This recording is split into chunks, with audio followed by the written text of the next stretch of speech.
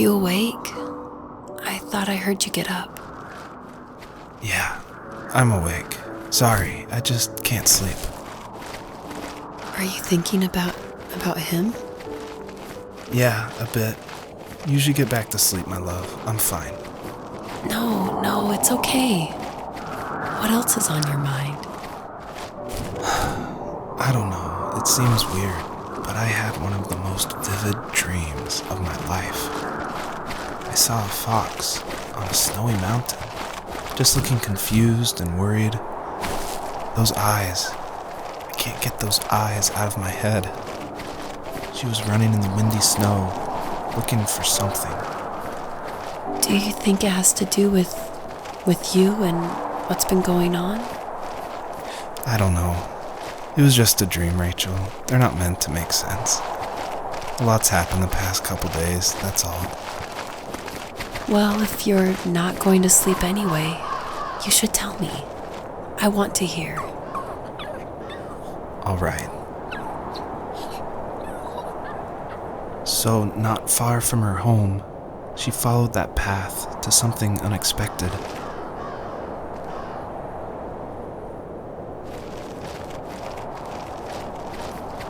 She couldn't stay, though. She had to find her other 2 children. So she took that path. She followed it towards something ancient. Something with answers.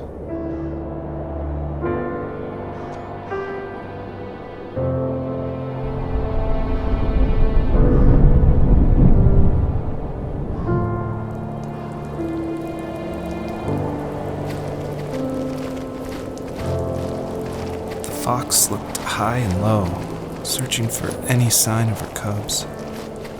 Points of light showed the way to this ancient tree. It was as if each one had a story to tell, all their own. The land was trying to tell my story, too. I felt like I was right behind her the whole time.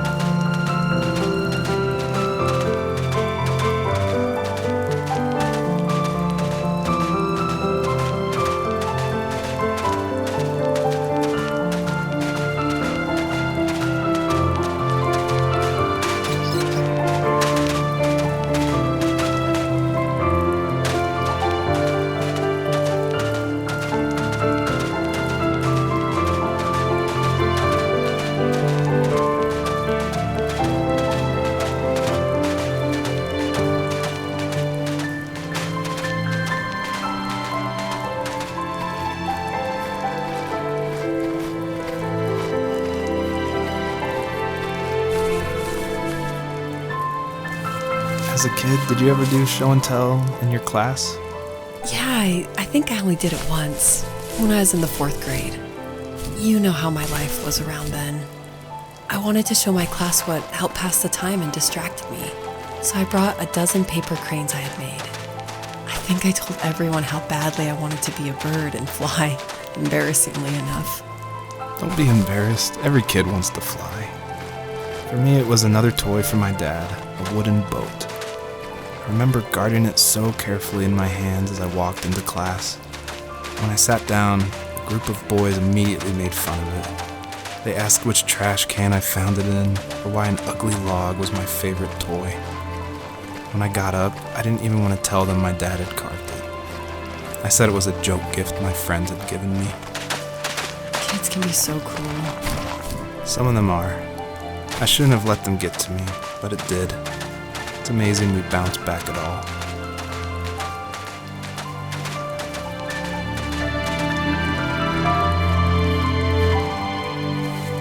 Do you remember what my dad did for a living? Wasn't he like a lumberjack? That's one way of putting it. If wood was a canvas, then a carving knife was his paintbrush. Even after working a 50-hour week, even after his hands were more splinters than skin, he would bring home the nicest piece of Alaskan weeping cedar and make me toys. That wooden train was the first toy I can remember, and I loved it. I just knew from a young age I was going to be a lumberjack, like my father.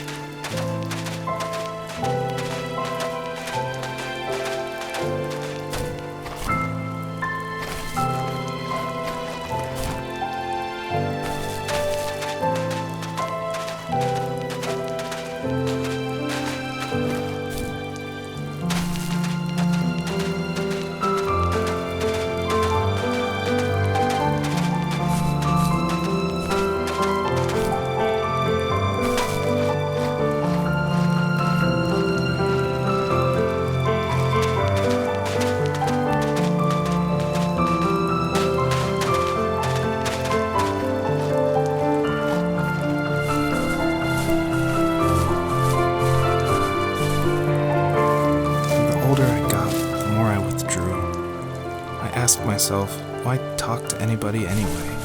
Why bother when I'm happy by myself? I started drawing a lot, mostly animals I saw in the woods by my home. I then imagined designing my own hideouts with things like TVs and pantries full of chips and cookies. I think that idea of leaving home and drawing blueprints started my career. I found a lot of solace in that. I'm not surprised, but I did the same thing, you know? There's something special about having a place to call your own. And now look at us. Well, if you count renting in an overpriced city.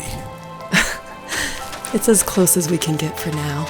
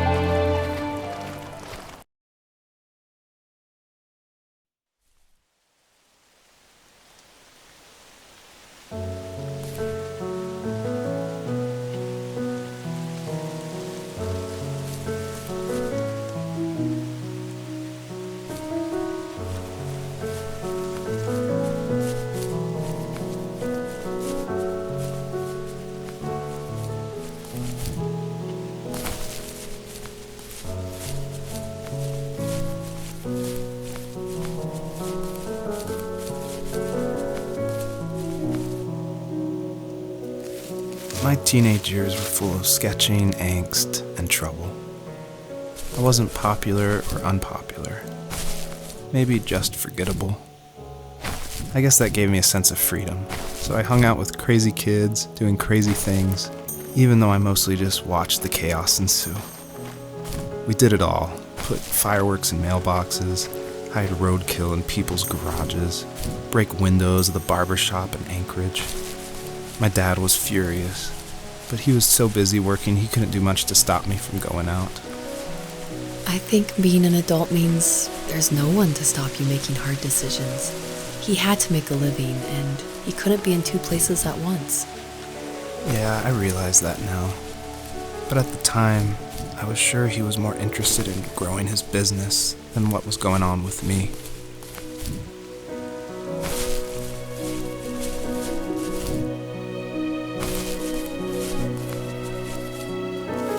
He was working another late night, and my friends were over, saying how bored they were and how they had come all the way out to my house for nothing. One of them mentioned how that old, ugly beyond belief truck was still in the garage, and how we should take it for a spin.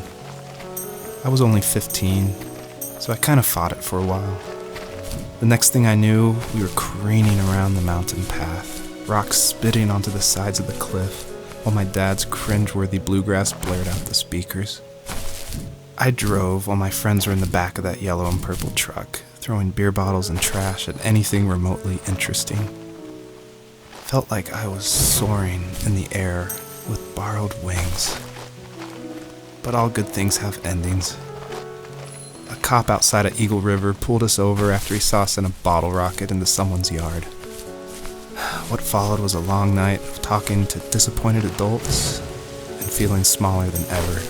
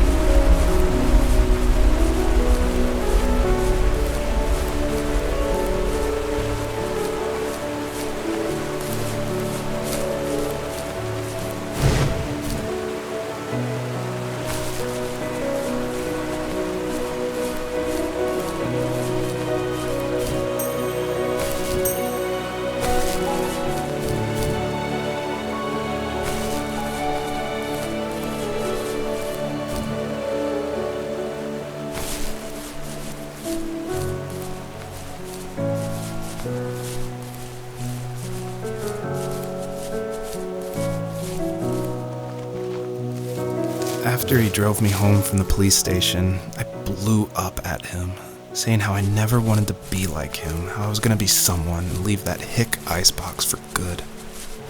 He just looked forward at the road with tired eyes. I took out that bluegrass tape from the cassette deck and chucked it out the window. In my sage teenage wisdom, I thought I proved the ultimate point. But my dad had a different idea. He slammed the brakes, slowly bowed his head while gripping the steering wheel, and finally looked at me. All he said, like it was a polite request, was, "Make this right." I sat there in silence, fuming, but I eventually got out and combed every square inch of the woods, muttering profanity after profanity. I found it 30 minutes later, near a small waterfall off the road. I went back to the truck, put the wet tape back in, and sure enough it worked. We didn't speak another word to each other the rest of the night. Wow, I knew you were a crazy teenager, but... It's hard to believe, isn't it? It surprises me too. It's like I didn't really know who that kid was back then. I bet my dad thought the same thing over and over. It's almost like he was saying, "Make this right," to himself, more than to me.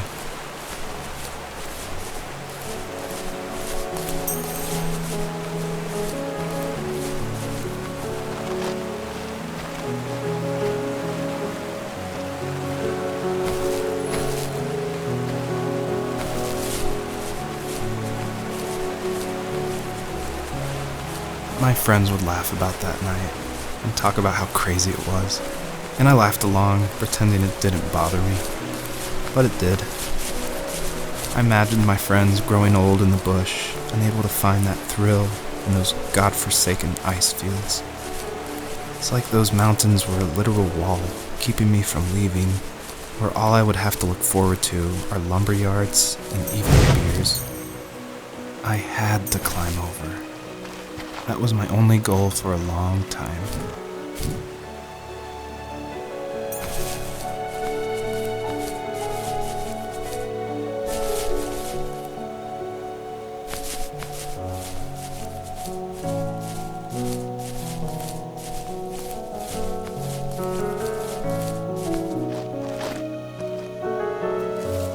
If there was some way I could take my love of drawing and turn it into a way of escape, nothing would make me happier.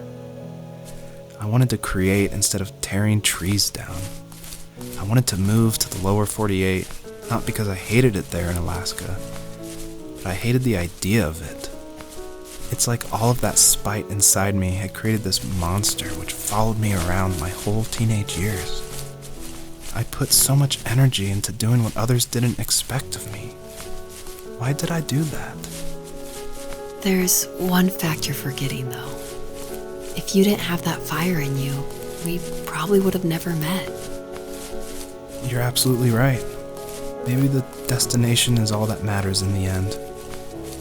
But then why am I awake? Why am I seeing this fox go on her journey? And why can't I stop thinking about my dad?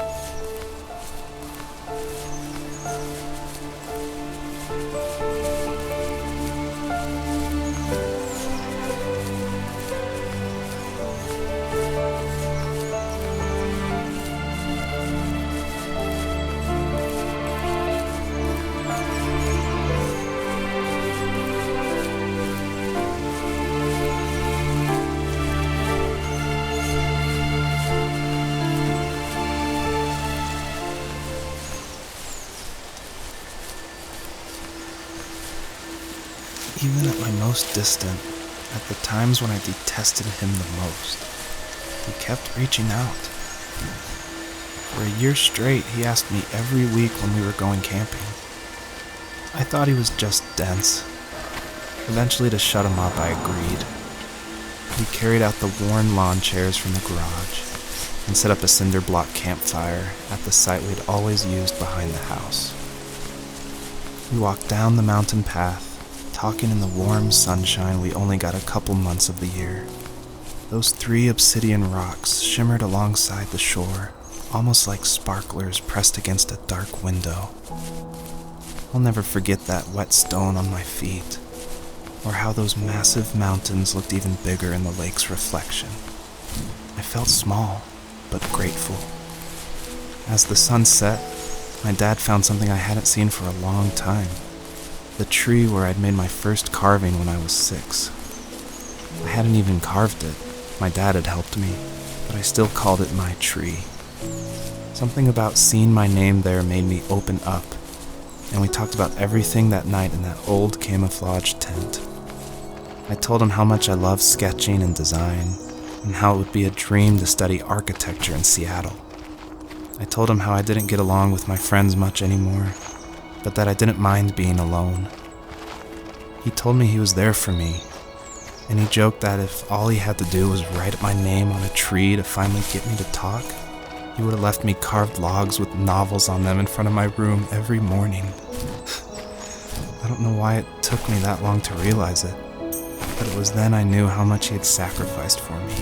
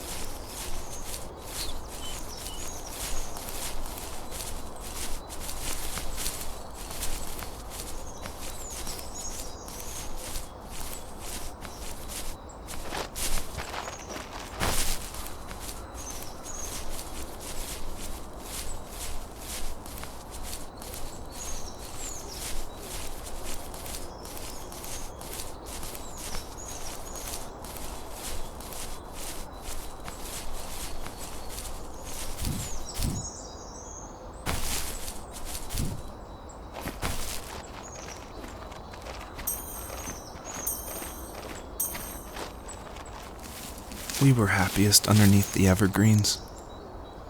We decided it was time to finally map out the hundreds of acres we lived on just to pass the time during the summer. He was only free in the evenings, so I would spend the day wasting time on dial-up internet and sketching.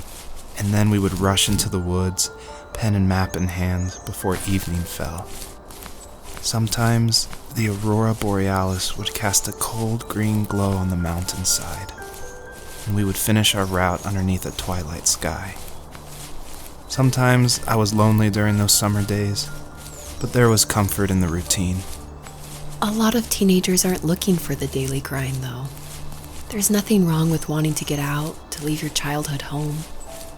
You wanted to progress, to make something of yourself.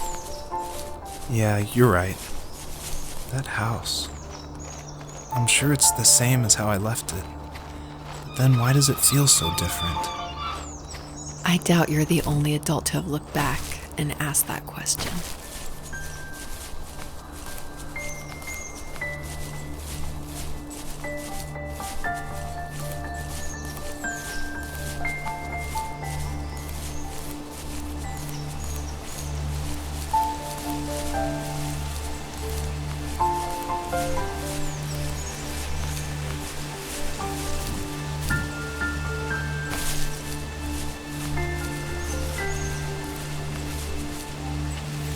My dad built a lot of stuff in his free time.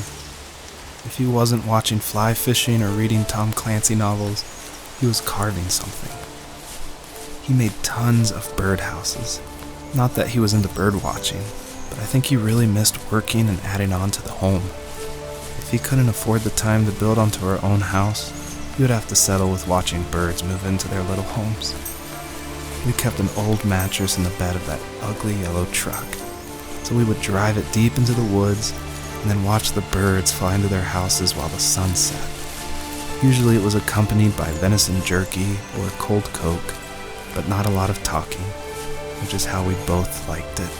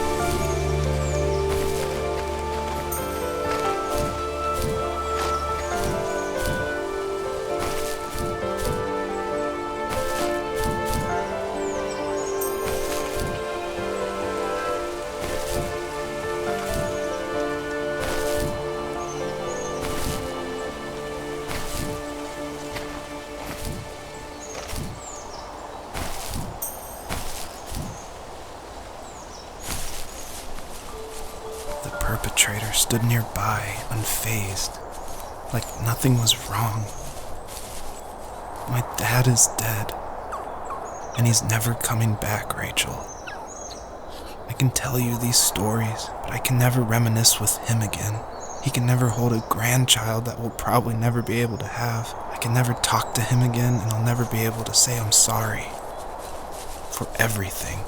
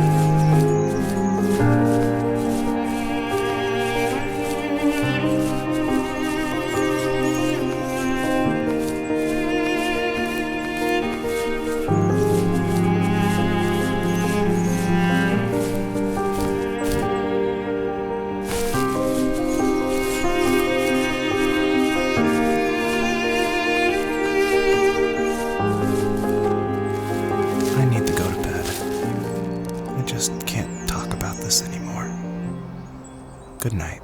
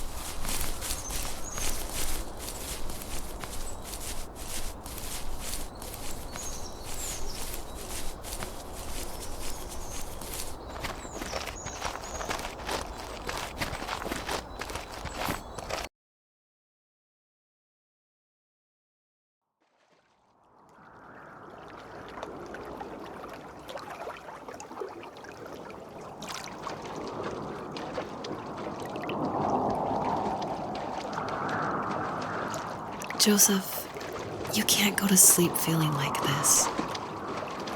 I'm sorry for everything, and I know you need space, but I'm here for you. You don't need to feel so lost.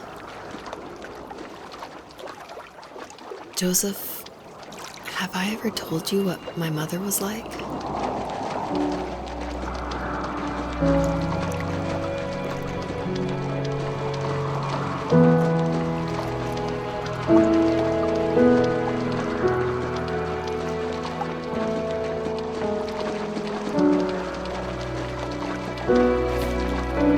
You know what it's like not to have a mom at home. And you know how hard that made my childhood. What helped me was watching the birds in the morning before the school bus came. I thought that my mother was one of those birds, and it made me want to be free like her. My mom taught me how to fold origami cranes while she was in the hospital. So I told myself I would fold one every day until I could fly myself. I think we both have always loved animals, and for me that love started with a dog. Sometimes this Rottweiler would come up to our property line and wait at the fence for me, but only once in a while. I was sure to check every day immediately after school, and it usually ended in disappointment. I would even steal money from my passed-out dad just so I could buy these off-brand dog biscuits. Even when she did stop by, she never went beyond the fence. Why was she so scared? I think my dad was the opposite of your dad in almost every way, except he was in the military as well. He coped with alcohol of every kind. The trailer started falling apart, he got angry, and I withdrew. More and more, I became the weird, quiet kid who made lots of origami birds and carried dog biscuits around. I think we were pretty similar when it came to being the weird kids. And that same sincerity in college was one of the reasons I was so drawn to you.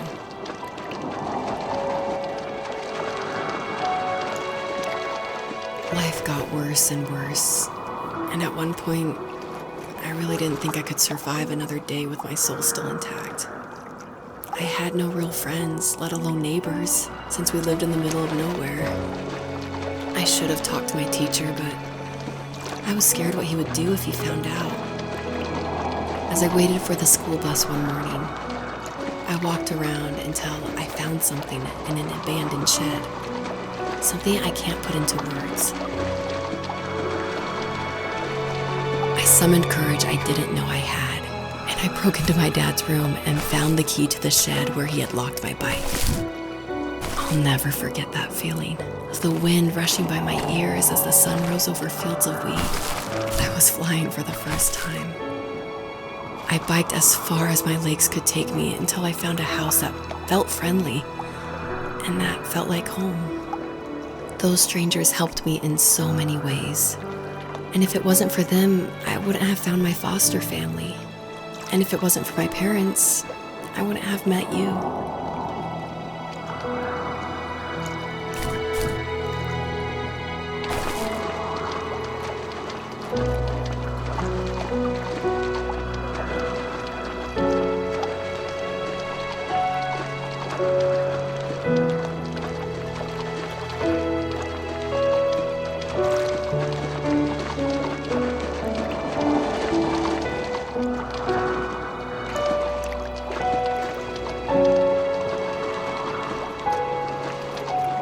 You have strength, Joseph, and you're not as alone as you think. It's all just so pointless, just waiting for life to happen. It's like having the home I always wanted is cursed out of my reach. The thought of being a parent myself, how could I do that when I couldn't even be a good son? I'm sorry, I know what you're saying. I just don't know how things will work out. These quiet hours will turn into years. We'll wonder which roads passed us by. Then we'll forge a new road together.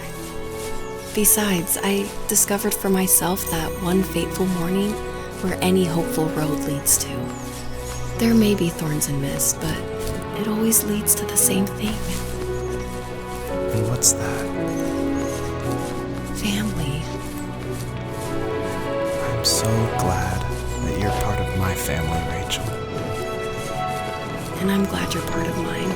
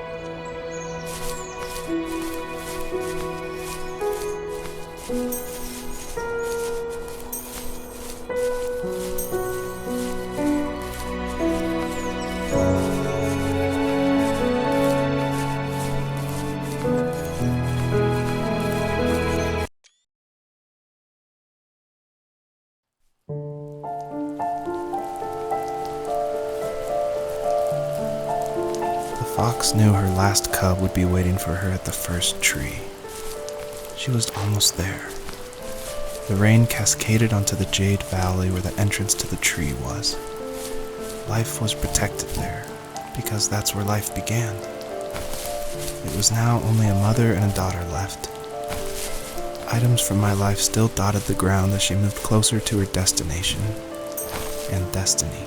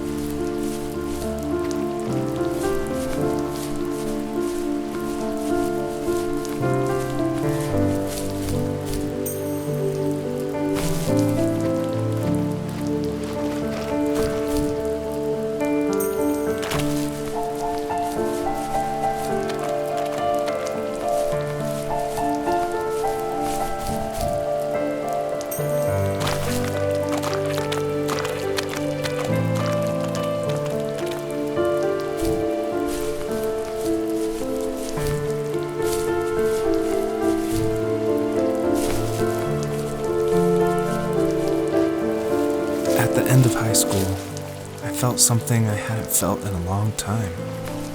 Drive. I looked into the best architecture schools on the West Coast, then got a dose of reality when looking at other students' portfolios and the high cost of tuition. I still wanted to be something, to be the next Alvaro Siza, and to make those thousands of sketches worth something in my grand history. But now even an internship sounds impossible. Siza helped me understand how essential emotion is in architecture, and he also said light is the real composer of space. I like to think these glints of light, like not finding a job, or even a strange dream about a fox, are something I should be thankful for, even if the illuminated space is something I'm less than comfortable with.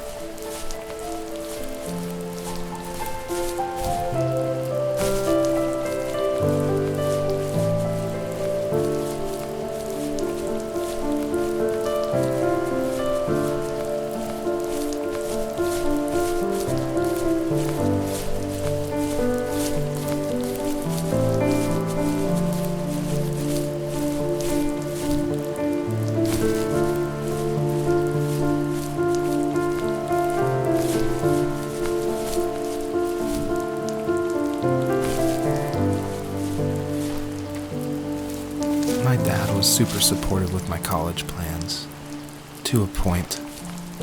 Things were okay until this terrible accident happened. I guess a forklift flipped over due to a bad axle, and it crushed one of the workers there. My dad didn't eat for days, even though he wasn't directly involved. It devastated him. Not only did it hurt the business, but it just freaked him out. He would talk in his sleep, muttering things about firing people and saying sorry. One fateful day he approached me, said that since my school search wasn't going well, I should finally be a man and take over the family business. He said one day he was going to die, and that all of his work, sacrifice, and even that man's life would be wasted in vain. I just lost it. Teenage me just exploded at the thought. I screwed up. I said things I shouldn't have. He was having a crisis, and I pretty much spit in his face.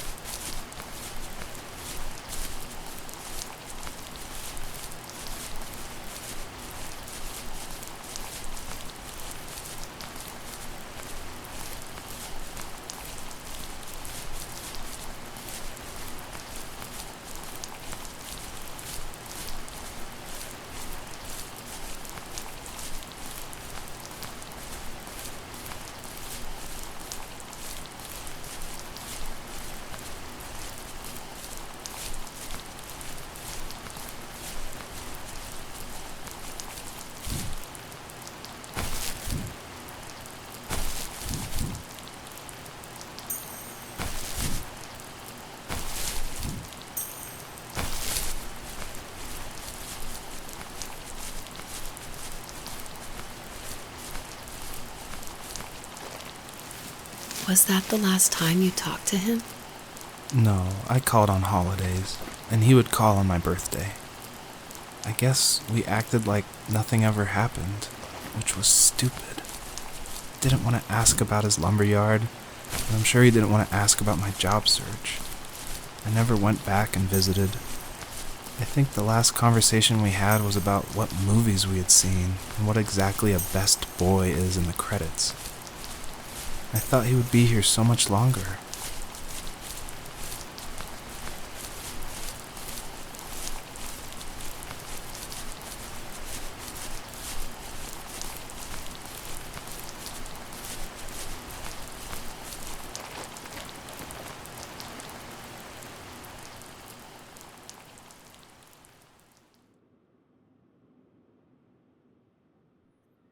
In the distance, the first tree illuminated the wasteland. She couldn't go home anymore. She did the only thing she was capable of: moving forward. My dad died alone in the middle of the wilderness. I should have been talking to him more. I should have done a lot of things differently. If the first tree on earth brought life with it, if it taught the birds to sing and fly and showed saplings how to grow, what could it do for us?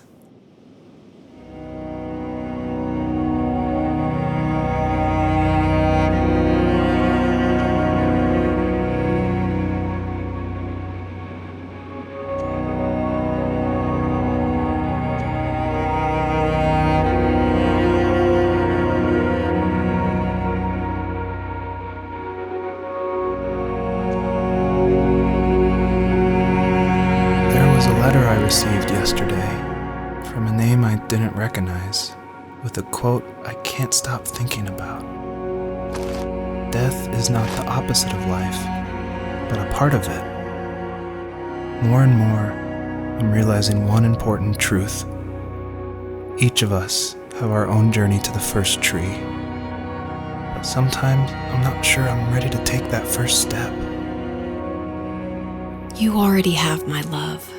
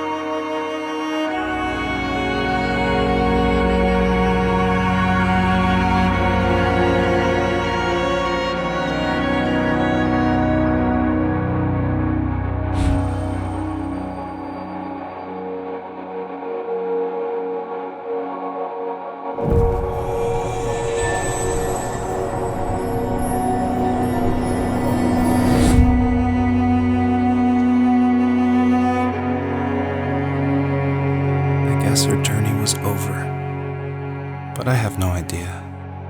It was only a dream, a distraction from tomorrow. I don't think dreams normally bring back to memory so many important feelings. Maybe it was just a dream, but it was also a gift. Yeah, I suppose. But tomorrow we're getting on a plane to the last place on Earth I want to be. The only person that would have made the trip worth it is gone. You're going to see him and be with him one last time before you say goodbye. I have one last quote for you by Emerson, sealed in an imaginary letter from me to you. It is the secret of the world that all things subsist and do not die, but only retire a little from sight and afterward return again. Go to sleep, my love. We have a big day tomorrow, but I'll be there with you every step of the way. Thank you. Thanks for listening. Good night, Rachel. Good night, Joseph.